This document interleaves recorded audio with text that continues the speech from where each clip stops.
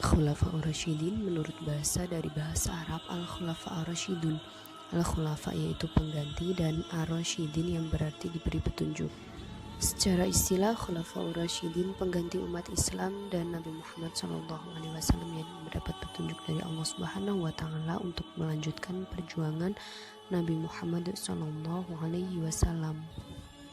Latar belakang munculnya Khulafa'ur Rasyidin, Rasulullah SAW tidak meninggalkan wasiat kepada seseorang untuk meneruskan kepemimpinan beliau, sehingga tokoh Muhajirin dan Ansor berkumpul di Bani Sa'idah untuk memusyawarahkan siapa yang pantas menjadi pemimpin umat Islam sepeninggal Rasulullah SAW.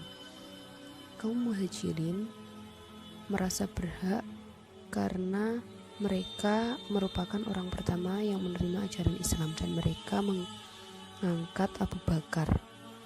Kemudian kaum Ansor juga merasa berhak untuk menjadi pemimpin sepeninggal Rasulullah karena merasa bahwa Islam berkembang dan mengalami kejayaan ketika Rasulullah SAW melakukan hijrah di Madinah dengan kaum Ansor.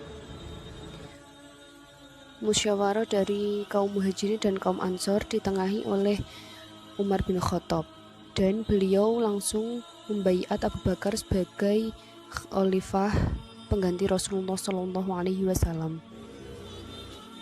Biografi dan prestasi khalifah masa Khulafaur Rasyidin.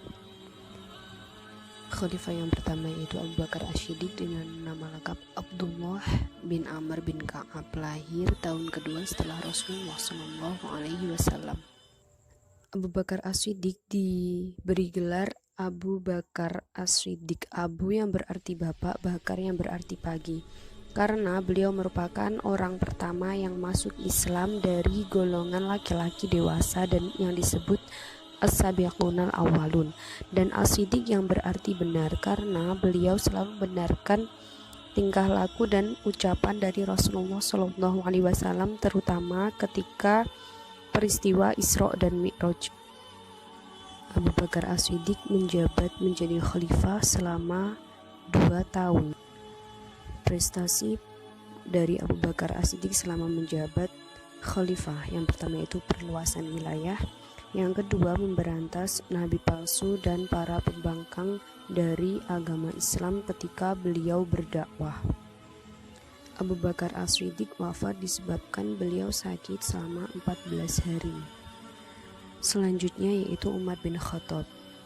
Beliau lahir 4 tahun sebelum kelahiran Nabi Muhammad SAW.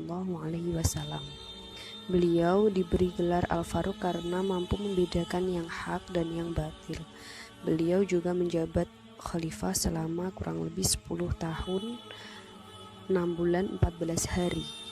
Capaian prestasi dari Khalifah Umar bin Khattab yang pertama yaitu pembenahan administrasi negara, yang kedua yaitu pembentukan kalender Hijriah.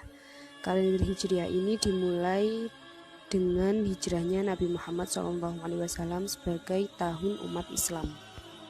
Khalifah Umar bin Khattab wafat, beliau dibunuh oleh Abu Lu'lu'ah ketika sholat, yaitu Abu Lu'lu'ah adalah budak dari Persia. Selanjutnya yaitu Khalifah Utsman bin Affan.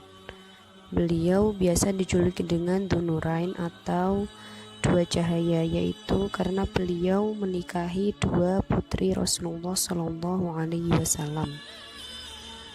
Capaian prestasi dari Khalifah Utsman bin Affan yang pertama yaitu kodifikasi Al-Quran, yang kedua pembentukan angkatan laut atas usulan Muawiyah bin Abi Sufyan.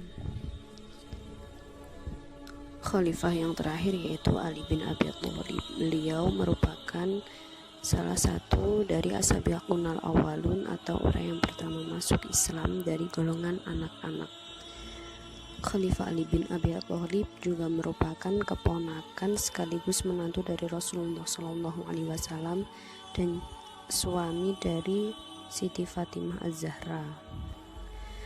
Prestasi yang dicapai Khalifah Ali bin Abi Thalib selama menjabat sebagai khalifah dari Khulafaur Rasyidin, yang pertama yaitu ilmu nahwu.